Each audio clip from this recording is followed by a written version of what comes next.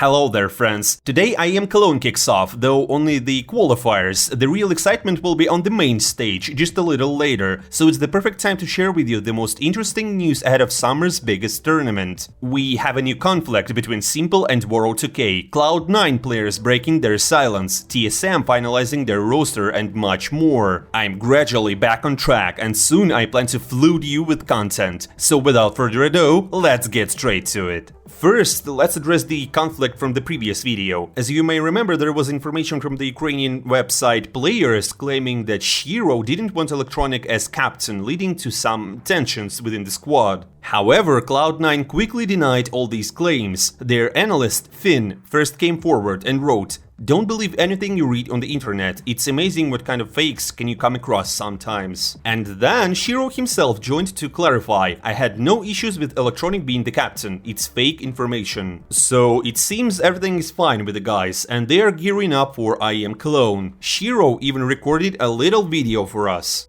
Ребят, всем привет, это я, Дима. Мы много тренируемся, у нас сейчас вообще нет времени на соцсети, поэтому будете болеть за нас на турнире.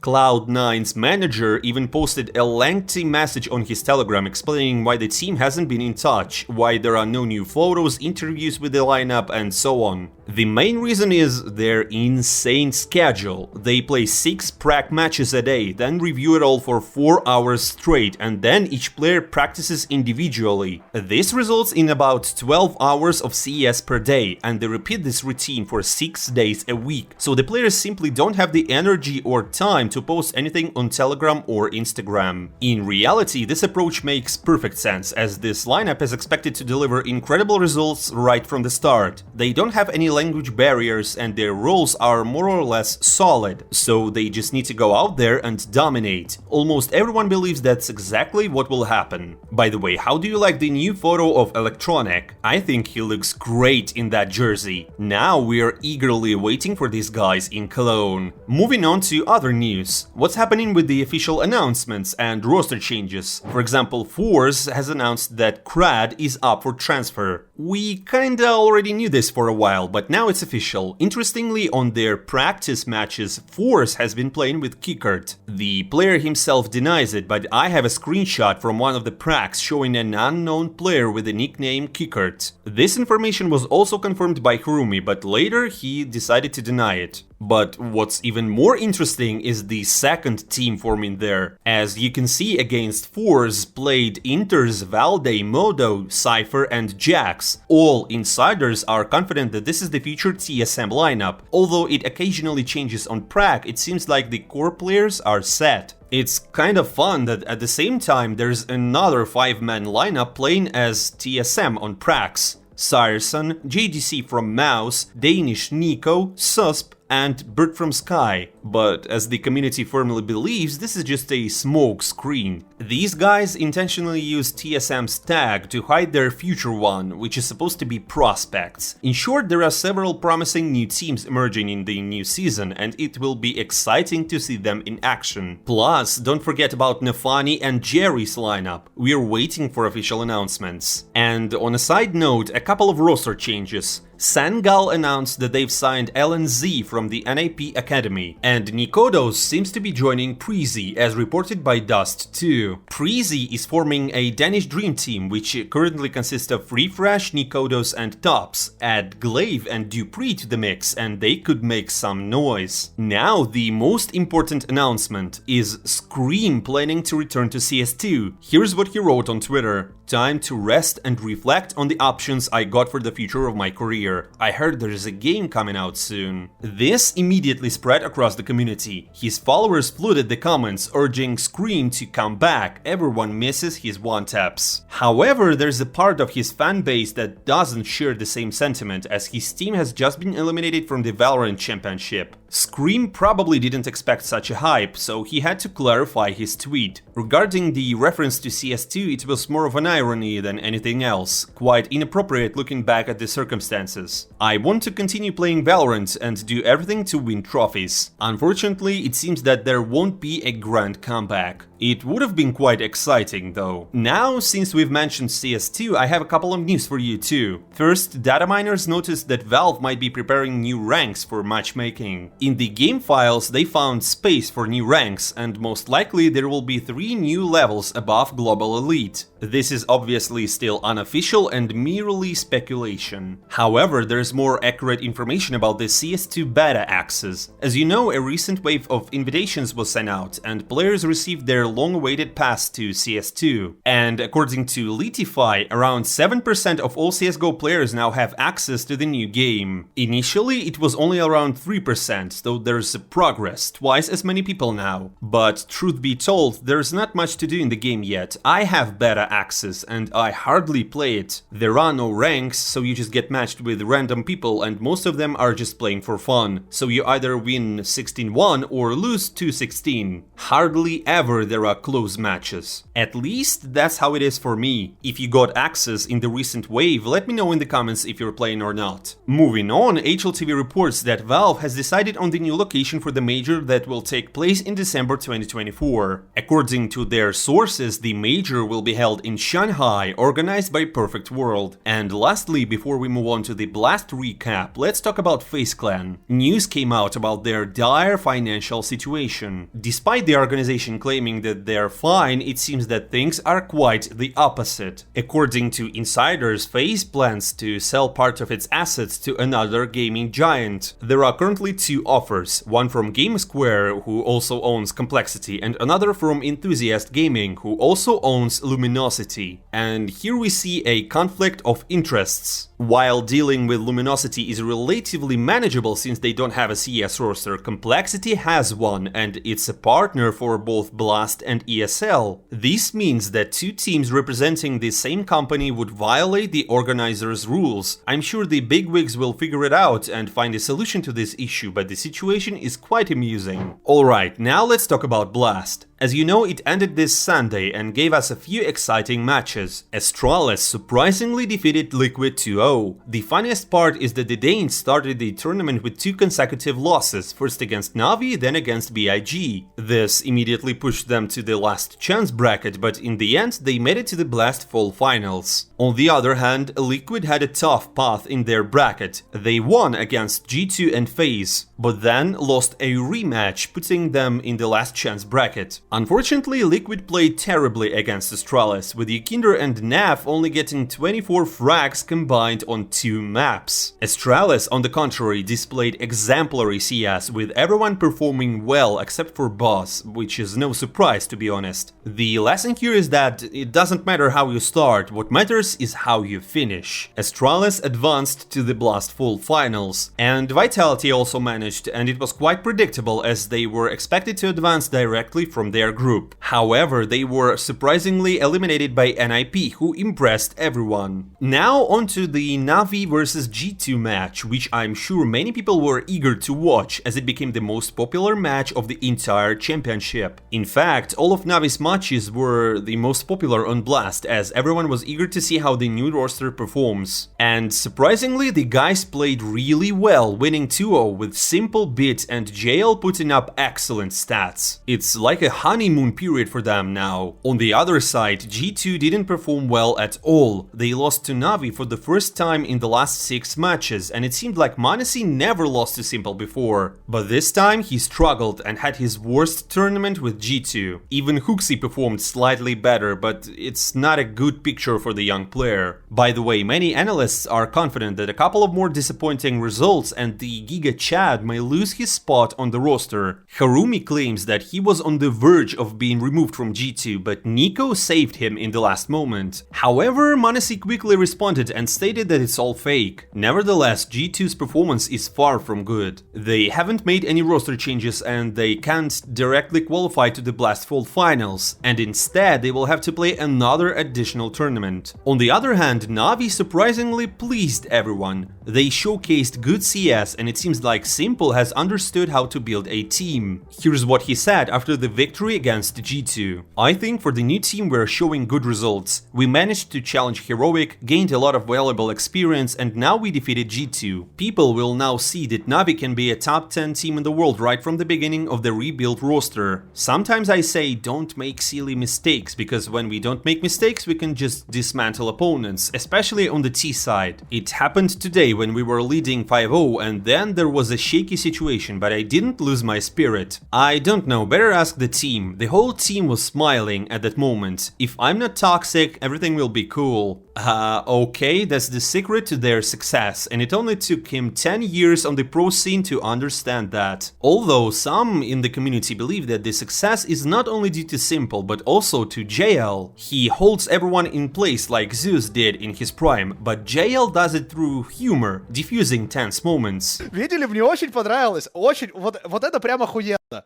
очень охуенно. То есть, вот мощна. Вот же ему отвечает шуткой, и Simple начинает, типа, просто рофлить с этого. Вот, это круто, и такое мы наблюдали еще на фейсетах, которые вместе играли Джель вместе с Simple, потому что, если Simple играл соло фейсеты, то это была просто мощна, это была там, ну, не очень хорошими вещами, не очень хорошими словами он поносил своих тиммейтов, а тут Джель прям держит его вот в этой узде, и главное, что Джель умеет перевести все как бы в шутку. Ну, типа, да, ну, разменяли меня на банане, что теперь, Simple? Все? Кикнешь меня из команды? Simple такой, ладно, не кикну. Вот, очень хорошая атмосфера в команде. After such a victory, Navi has even climbed in the rankings. They're now not just the top 30 team in the world, but a top 15 team in the world, which is twice as good. However, this doesn't really tell us much because the last 2 months were filled with only Blast tournaments, and many other teams such as Ants, Cloud9 and VP didn't participate in them. As a result, they couldn't earn points in the rankings. So we have to wait and see what happens in Cologne. Meanwhile, Thorin couldn't stop praising Navi. Here's what he said on the Snake and Banter podcast. Navi exceeded expectations at Blast Premier 4 Groups 2023 because their roster is one of the most ambitious projects in the history of Counter-Strike. It's not just because Simple and Beat now communicate in English in the game, and I can say something about it because I've spoken with Simple in English. Sometimes he doesn't understand what you're saying, but he can't keep asking for clarification every time. So during interviews he doesn't directly answer the questions but rather says what he considers appropriate and may go off topic. Since he chooses what to answer, his speech sounds like he really knows the language well. In reality, it's not as great as it seems. He himself humbly admits that his English is not that good. He understands some things and can say something, but he can't fully communicate in the language. I agree that Navi has enormous potential. If we go back to my old principles and focus only on the captain and the sniper, the team is excellent. They have Alexi B and Simple. It doesn't get better than that, considering you couldn't take any player you wanted. Everything's fine in that aspect, but I want to talk about one problem, and it's quite evident. Why do we have to pretend that it was a logical decision to let Electronic and Perfecto go to competitors? There's no sense in that. These replacements were influenced by circumstances outside of the server, and what bothers me the most is the decision to remove Perfecto, even more so than kicking objectively stronger Electronic. If we forget about what's happening outside the game, I'm ready to say, Navi will never have a player who can fully replace Perfecto in the same role, on the same terms, and with such consistent results. In the future, Perfecto will become one of the strongest players in his positions. He's incredibly good, incredibly stable, and he doesn't need any additional resources for that. Imagine the same roster but with Perfecto instead of JL. That's what I understand. Everything remains the same but with Perfecto as a lurker. Oh my god, that would be incredible. So, okay guys, what do you think about the new Navi lineup? Do you think that they will continue to win, or this is just a honeymoon phase? Will Navi recover when problems arise one day? Share your thoughts in the comments, it will be interesting to discuss. And finally, there was a sudden joking conflict between Simple and Woro2k. It all started with a photo on Telegram. Woro2k posted a picture of the two of them together and captioned it, "A fan with me." Apparently, after all the disagreements on the internet and in-game, the guys had a conversation and resolved their past grievances. However, things aren't that simple. Sasha then wrote, "I almost punched this guy in the face, but we sorted everything out in time." To which WORO2K replied, "Next game Navi vs Monte is easy Monte." Indeed, Simple later deleted his response, but you know, internet saves everything. I honestly don't know why he deleted it. It seemed obvious to everyone that this was just a joke, a banter. Now we will never really know. And that's how our preparation for Cologne ends. I will include a couple of responses from Monacy about their performance at Blast. He even praised Simple. But before, thank you for watching my videos. Don't forget to hit that like button and subscribe to the channel. And I will see you very soon. Да, меня Саша очень жестко миду убил с АВП. Когда я на топ-миде. Я не знаю. Когда я на топ-миде был. Получает на минус 60 от Имы, который выбегал в андер, но GKS убивает GL, также Simple двумя нереальными шотами вырубает двух игроков команды G2. Когда я был на топ-миде, он меня с окна убил очень жестко. Я когда вышел в топ-мид, я увидел, как он... Камбэк, 8-7. Я вижу, что он смотрит другую точку и убил меня. Но ставь Нави фигня или норм, мне нравится. Они хорошо играют, на самом деле. Мне кажется, все равно у них есть какие-то трудности с коммуникацией, но это всегда так в начале у новых интернациональных команд, особенно у Нави, потому что Нави давно не была интернациональной командой, и это нормально. Но хорошо, но играют они хорошо. Что скажешь насчет двух обидных счетов против Нави 16-14? Да просто... Да я говорю, ну... Не могу ничего сказать. На Кёльне увидим. Но это хорошо, что мы проиграли сейчас, чем проиграли бы там в Кёльне, потому что такие бы поражения бы, наверное, в Кёльне были бы намного обиднее, чем на этом чемпе. Да бля, я же говорю, просто, ну, такой чемп получился, ну, не то, что провальный, он просто много вещей можно с него вынести, много выводов. Нужно просто... Надо тренироваться, блядь. Почему прошлый турнир вышел худшим в карьере, чем главные твои ошибки были, по-твоему? Я не знаю, я уже ответил на вопрос.